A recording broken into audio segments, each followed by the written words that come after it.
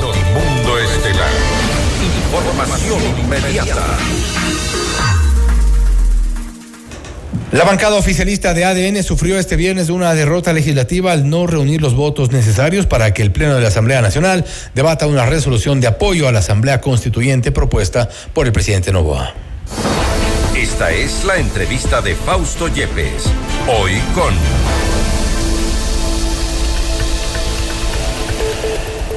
Y estamos en este momento en contacto con José de la Gasca, ex ministro de Gobierno, para hablar también sobre lo que ha sido noticia en estos últimos momentos y tiene que ver con los acuerdos con el movimiento indígena. El gobierno parece que ha roto estos acuerdos. Recordábamos hace poco también, a propósito de esta entrevista al ex ministro, la fotografía en Carondelet. No sé si la podemos tener para arrancar esta entrevista. Tenemos ahí la fotografía.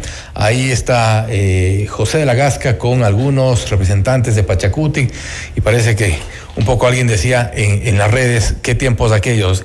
Gracias, ministro, bienvenido. Hola Fausto, ¿cómo está? Muy buenas noches, un gran saludo a usted y a su audiencia. Vimos la fotografía de este momento y parece que estos no son buenos tiempos en esta relación CONAIE, gobierno. ¿Cuál es su lectura de lo que podría estar ocurriendo? Y todo a raíz de esta decisión de la eliminación del subsidio. Bueno, yo creo que en la política, primero ya no soy ministro de gobierno, así que creo que lo hablo simplemente desde la postura ciudadana, obviamente habiendo ocupado una cartera de Estado de esa magnitud y habiendo tenido diálogo directo con representantes importantes del sector indígena. Y yo creo que en la política, en la polarización, siempre debe haber espacio para el diálogo y siempre debe estar eso sobre la mesa, pero obviamente hay momentos, hay tensiones. Vamos a ver qué pasa. Yo creo que en este punto la CONAIE ha enviado un mensaje claro, pero creo que el gobierno también ha tomado decisiones importantes en favor de los ecuatorianos. ¿Qué significa un mensaje claro de la CONAIE?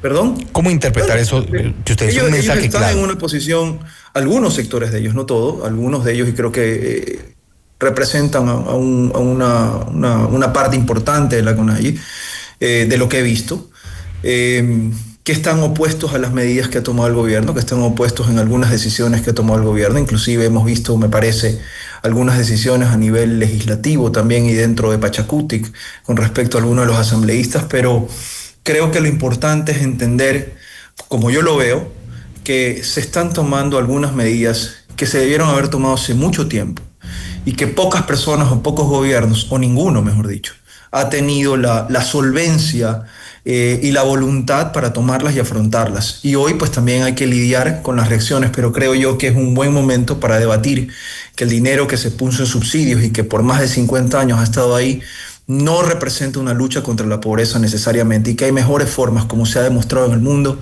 de suplir las falencias y de llegar, digamos, más directamente y efectivamente a quienes lo necesitan y no a quienes se benefician de esos subsidios y en verdad lo trasladan al narcotráfico, a la minería ilegal y se subvenciona en verdad una lucha dispareja en contra del crimen organizado. Se ha dicho insistentemente que es una decisión que se debía tomar, que debieron tomar muchos gobiernos antes. Hoy ha ocurrido, se ha tomado esta decisión y usted decía al inicio de la intervención que siempre es importante el diálogo. No faltó esta vez el diálogo, quizá no faltó, por ponerlo de esta forma, un ministro, una autoridad que llegue o que tenga esta cercanía quizá, o que logre llegar al menos a un grupo, en este caso de asambleístas. Usted tuvo esa llegada, pero con la dirigencia indígena para evitar, frenar, mermar o al menos un poco reducir estas manifestaciones que hoy por hoy se ha hecho ya una convocatoria nacional, un paro indefinido, progresivo, se ha dicho. El hubiera no viene al caso. Yo creo que desde hace ya más de 6 años se viene hablando de este tema de la necesidad de la eliminación de los subsidios a los combustibles, particularmente al diésel. Hemos visto, y esto sí ocurrió durante la época en que fui yo ministro de gobierno, que ocurrió la eliminación del subsidio al diésel, por ejemplo, al sector pesquero. El sector camaronero ya lo venía también sufriendo en otro gobierno que ya lo tuvo que soportar, y así se han ido tomando medidas de ajustes, pero creo yo que finalmente se ha tomado una decisión de fondo y creo que eso es una cuestión que como ecuatorianos debemos aplaudir, en el sentido de tener una voluntad transformadora, de reorganizar los recursos y de saber que es una herida abierta, que no termina nunca esa hemorragia. Entonces, si había necesidad de diálogo adicional, Siempre es necesario el diálogo y nunca va a ser suficiente la cantidad de diálogo que exista, pero en algún punto la decisión hay que tomarla y se sabe que iba a ser una decisión impopular y el gobierno, sin embargo, la ha tomado y obviamente la están defendiendo. ¿El costo no es alto?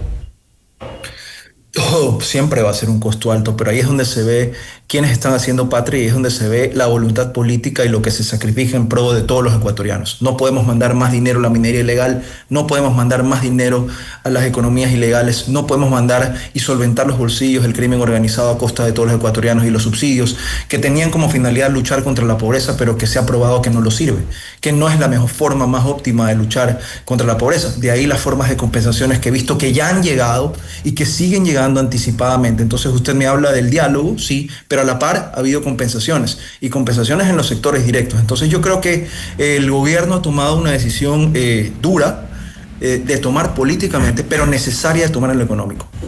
¿Cuál es la compensación o cuál debería ser la compensación para el sector indígena, para el sector campesino que son parte afectada en esta cadena? Bueno, yo creo que ahí están los bonos que se están dando, las ayudas, las asistencias sociales. Eso es importantísimo. Yo creo que el gobierno lo está haciendo de lo que he podido ver. Así que no creo que simplemente de quitar algo y no dar nada a cambio. Es de redistribuir, es de compensar, es de optimizar, que ha sido la política del gobierno en todo sentido, en cómo se maneja la cosa pública y los subsidios. Pienso yo que no podían ser una excepción. Repito, sí, se debe de compensar a los sectores que lo necesitan. Pero la llave y la hemorragia que nutría los pulmones del narcotráfico tenemos que cortarlos. Que nutren los pulmones del crimen organizado, de la minería ilegal, hay que cortarlos de raíz.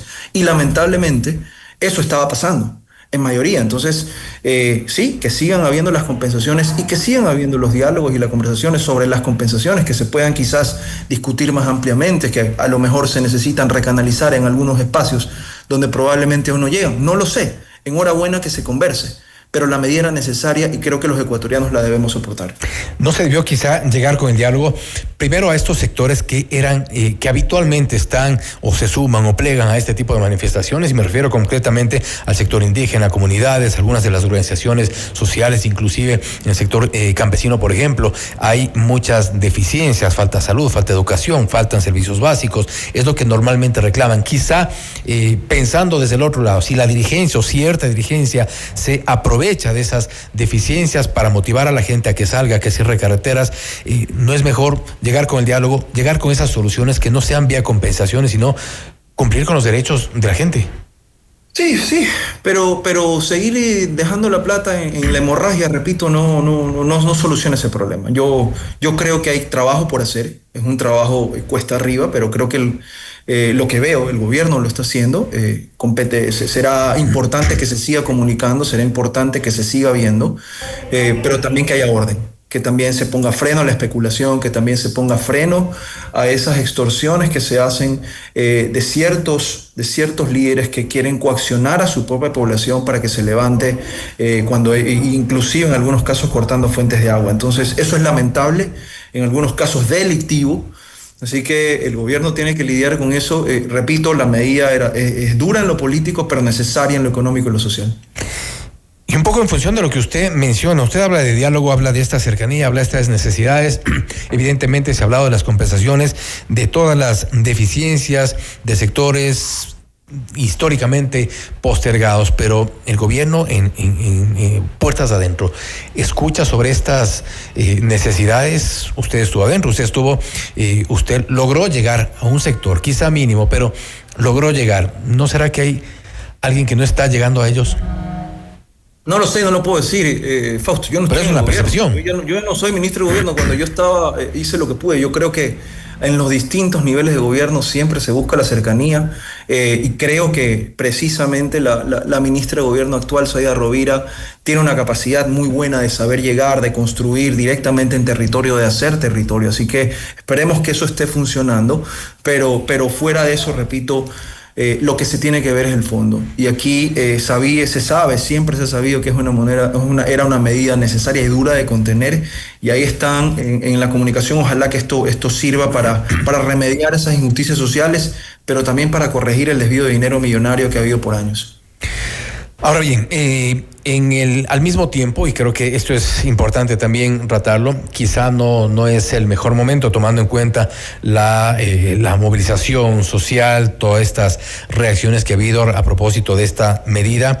Hoy el presidente Noboa ha emitido este decreto, el 148, que es motivo ya de debate, ha sido motivo de debate durante la tarde y noche de este día viernes. Era motivo de la entrevista, ¿no? Pero bueno. No era motivo de la entrevista, sí, de hecho, por sí eso me dijeron a mí, pero bueno.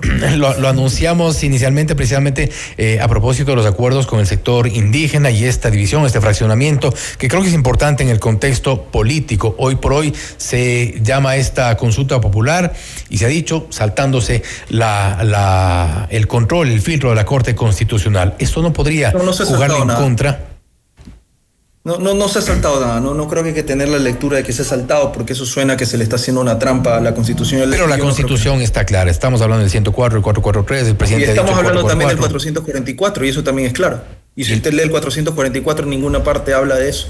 Y el 103. Si usted quiere tener una lectura de pensar de que aquí lo que se está haciendo es queriendo convocar una consulta popular, cuando lo que se quiere convocar es una asamblea constituyente, donde se le debe preguntar al pueblo a través de una consulta popular, es una cosa diferente, y usted quiere aplicar las reglas de todas las consultas populares que no tienen que ver con ir a una asamblea constituyente, entonces yo diré, su argumento lo entiendo, pero no lo acepto.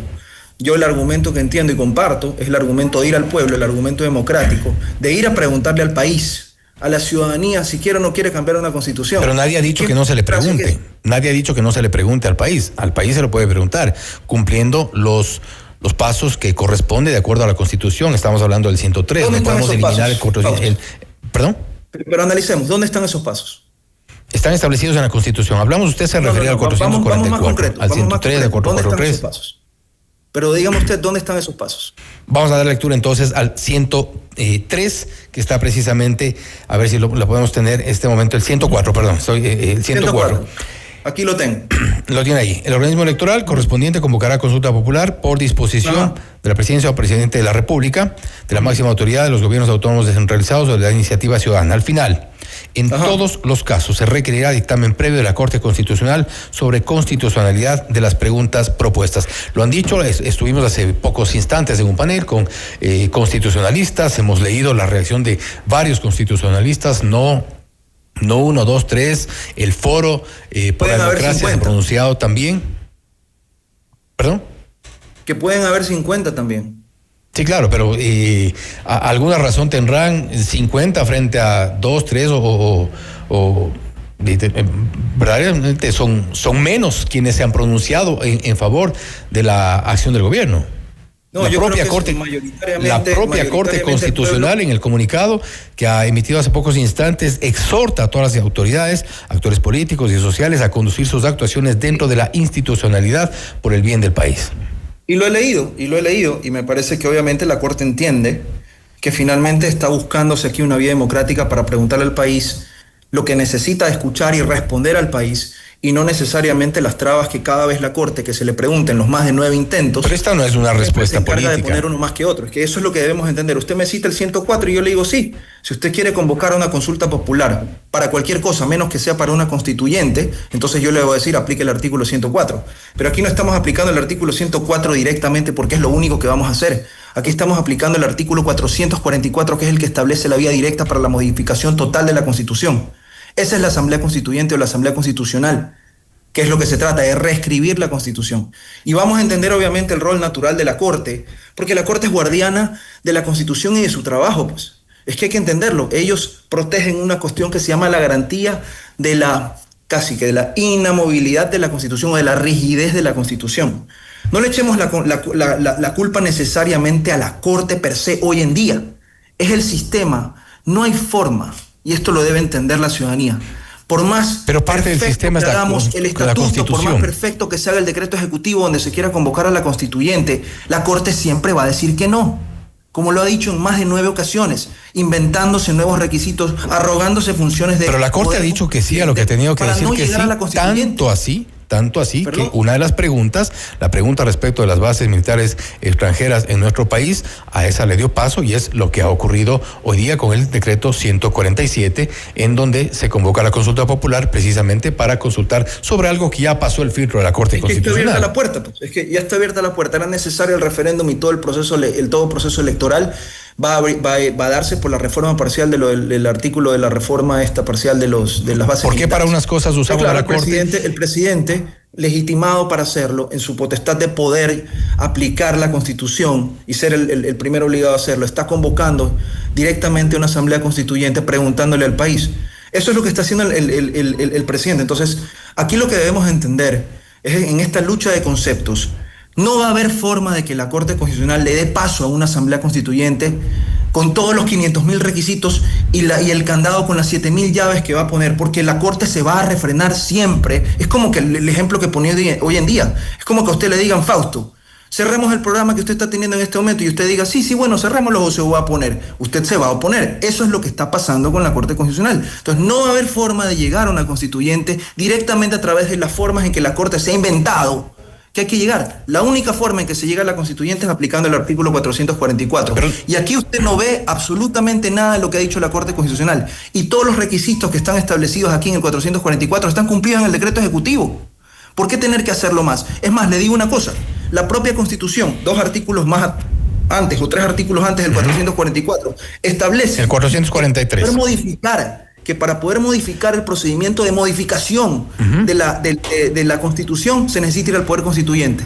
¿Y por qué la Corte sí lo puede hacer, perdóneme la expresión, de un plumazo o de varios plumazos a través de los dictámenes? Y al que hace usted referencia precisamente, al 443, la Corte Constitucional dice, calificará cuál de los procedimientos previstos en este capítulo corresponden en cada caso. Siempre nos lleva a la Corte Constitucional. No es lo que se le ha ocurrido a la Corte Constitucional, es lo que dice la Constitución. No, señor, dentro de los límites de las modificaciones parciales. Y es más, si usted lo ve en la resolución, en el dictamen, 224, este último dictamen que lo hicieron a propósito del 5º intento del señor Jorge Moreno en el 2024 para llevar una constituyente, después de que le habían dicho 4 veces que no, la Corte le dice a este señor, que aplaudo su resiliencia, vea, vamos a sistematizar todas estas reglas para que todo el mundo que quiera hacer pedir una convocatoria en la constituyente desde el Poder Ciudadano sepa qué es lo que tiene que hacer. Y ponen 500.000 requisitos aquí. Pero ¿sabe qué? Hubo una señora, la doctora Daniela Salazar, que se apartó pues del voto de la mayoría, hizo un voto salvado diciendo, oye, esto no puede ser que le digamos a este señor que cada vez que vienen y piden una asamblea constituyente nosotros nos inventamos nuevos requisitos. Pero eso Daniela Salazar precisamente hoy se ha pronunciado. Perdóneme que termine la idea. Cada vez que hay un intento de ir a una constituyente por la ciudadanía, un requisito más. Y a la siguiente, supera ese requisito y el siguiente que te pongo igual te nuevo. Y así van subiendo la escalera y la hace tan empinada que nadie la va a poder subir. El presidente de la República no tiene que hacer eso de ahí, sino que él, en el ejercicio de sus facultades, aplica la Constitución, como lo dice el 444, y vamos al pueblo para que preguntarle si la quiere, después para preguntarle el número a quienes escoge como asambleístas constituyentes, y finalmente, si es que hay un referéndum. Yo no entiendo cómo se puede entonces criticar que hay un apartamiento del espíritu democrático cuando está 3 veces yendo al país, al pueblo, al soberano que es el pueblo, y es como empieza el decreto ejecutivo, el 148, el decreto ejecutivo 148. Si yo hubiera redactado esto de aquí, o si yo hubiera ayudado a redactar, yo me hubiera quedado con la primera línea, donde dice que la soberanía radica en el pueblo, punto, vámonos a la constituyente, y aplicando en el artículo 444 y se acabó. Así debe ser. Sí, usted me dirá, no, es que la Corte Constitucional, entonces, que ha dicho un montón de cosas en los dictámenes. Bueno, entonces, ¿qué estamos defendiendo? ¿La Constitución? ¿O la cantidad de requisitos y las 7.000 llaves que ha puesto para un candado? La Corte Constitucional. Aquí no se trata, repito, de defender las decisiones de la Corte como que si fueran piezas de museo. Aquí se trata de la necesidad de cambiar un cuerpo normativo que no nos permite como sociedad, a ningún gobierno, salir de las diferentes crisis que se van acumulando, sociales, políticas. Y a propósito, doctor de la Gasca, a propósito de lo que usted menciona a Daniela Salazar, ella precisamente hoy, a propósito del decreto 148, ella dice, convocar a una asamblea constituyente saltándose las normas constitucionales que el pueblo aprobó constituye un rompimiento de orden democrático, aunque se lo haga invocando a la soberanía popular. Usted que hace referencia precisamente a la doctora Salazar, ella ha hecho un cuestionamiento como al que se han alineado. Ahí lo tenemos en pantalla en este momento, a Daniela Salazar, y aduce precisamente, menciona el artículo 104, el que le habíamos dado lectura hace pocos instantes, en que la parte final dice: en todos los casos se requerirá dictamen previo de la Corte Constitucional sobre la constitucionalidad de las preguntas propuestas. Es ella mismo quien... Está muy bien que diga lo que a ella le parezca, estamos todos en libertad de opinar. Usted la acaba de mencionar y por eso la pongo directamente. Es refiriendo a lo que ella dijo en el 2024. Esto es lo que estoy diciendo, citando su voto salvado, en donde ella dijo, y voy a permitirme leer: sin que se corresponda de la Corte exigir argumentos adicionales que justifiquen por qué otros mecanismos no serían idóneos. Lo que básicamente sostiene es: oigan, nosotros estamos que inventamos cosas que no dice la Constitución y que no hemos dicho antes. Entonces estamos poniendo trabas sobre trabas sobre trabas sobre trabas. Sí, pero si nadie dice nada y si nadie hace algo como lo está haciendo en este punto el Decreto Ejecutivo 148, cada vez van a ser más escalones los que hay que subir para no poder cambiar nunca la realidad que necesitamos cambiar. Y en eso estamos de acuerdo. Es que, ¿qué más fundamento democrático que acudir al pueblo directamente, como lo establece la norma suprema, a preguntarle si quiere o no quiere la constituyente? A mí me gustó el otro día un analista que decía que aquí no se le tiene miedo a las preguntas, sino a las respuestas. Hay un marco constitucional y habrá que ver qué ocurre también en este momento. Creo que son horas expectantes, como decíamos en la entrevista anterior, respecto de lo que pueda decidir el Consejo Nacional Electoral, también la Corte Constitucional, que se ha pronunciado ya a través de un comunicado, y ya hemos informado también, hay 3 demandas de inconstitucionalidad sobre este. Por ejemplo, ese exhorto que ha hecho la Corte Constitucional no es una forma política, no es una forma jurídica de hablar, porque eso no es una providencia, eso no es un fallo que ha dictado, eso no es un dictamen. Eso es un comunicado, dice. Eso es un rol político. Si la Corte habla en sus fallos, en sus dictámenes, en sus decisiones, eso no es una decisión, eso es un adelantamiento de un pronunciamiento aceptable por una Corte.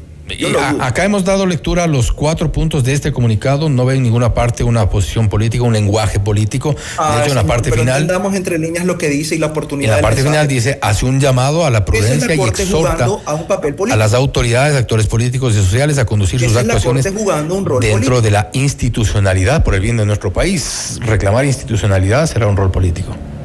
Ese mensaje, ese meme, lo que usted quiera ver, ese comunicado de prensa, es la Corte jugando un rol político. Es marcando la cancha desde el máximo organismo de justicia constitucional, jugando un rol político. Llamando al respeto a la Constitución.